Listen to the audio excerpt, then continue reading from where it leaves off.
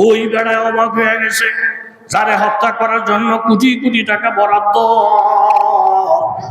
ওনার বলে কোনো র্যাব নাই, পুলিশ নাই, পাহারাদার নাই। উনি বলে গাছতলায় ঘুমায়। কেমন কথা বললো আমাকে।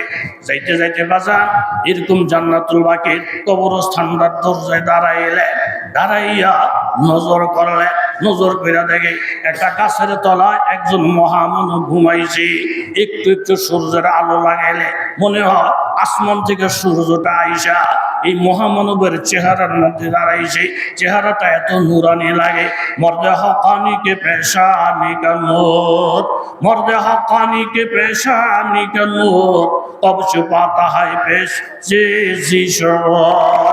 नूरे हक जाहिर बुआदा अंदर वली, नेक बीबाशी अगर आहले वली। देखे माया লেগে গেছে, চেহারার মধ্যে নূর চমকায়। আস্তে আস্তে দাঁড়াইলেন, দাঁড়াই একটা নজর কইরা দেখলেন ওনার হুশ জ্ঞান সব শেষ। গোফতে বা খুনমান সাহারা দিদা, পেশে সুলতানে পানা বুগজিদা। দাঁড়াইয়া নজর করছে, ওমর দেখা যায় সাথে সাথে কাঁপতে কাঁপতে কাঁপতে কাঁপতে শরীরের মধ্যে কম্পন সৃষ্টি হয়ে গেছে। জোরে বলে সুবহানাল্লাহ।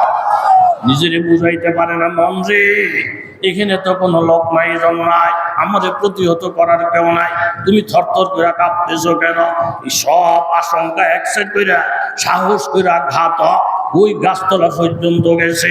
তলোয়ারটা হাতের থেকে বাহির করছে, কিন্তু শরীরের মধ্যে ভয়, অন্তরের মধ্যে ভয়। তলোয়ারটা হাতের মধ্যে লইয়া খুব দিব বা ঠিক এই টাইমে একটা আওয়াজ শোনা যায়, আওয়াজ দাতা দেখা যায় না। কে যেন ডাক দিয়ে বলে, ওরে নরফিসাস, ওমররে হত্যা করার জন্য আসা। ডাইনে বামে কোনো লোক নাই, ওমরকে খালি মনে করছা। যে ওমর হাজার হাজার লক্ষ লক্ষ মানুষের ঘুমের ব্যবস্থা করে দেয়, যে ওমর লক্ষ লক্ষ মানুষের জানমালের নিরাপত্তার ব্যবস্থা কইরা মানুষের সুখ শান্তি নিশ্চিত কইরা ওমর যখন গাছতলায় ঘুমাইতে যায়, ওমরের মাওলা ওমরের পাহারা দাঁড়িতে দাঁড়াইয়া যায়। এই জন্য বাবা তোর আজকে জায়গা নাই কেন? গাছতলায় তোর জায়গা নাই, বাংলাদেশে জায়গা নেই, এই দেশে জায়গা নাই। যারা অত্যাচারে করে মানুষের ঘর থেকে বাহির করছে, আল্লাহ তাআলা তাদেরকে দেশ থেকে বাহির করছে। জোরে বলেন ঠিক কিনা?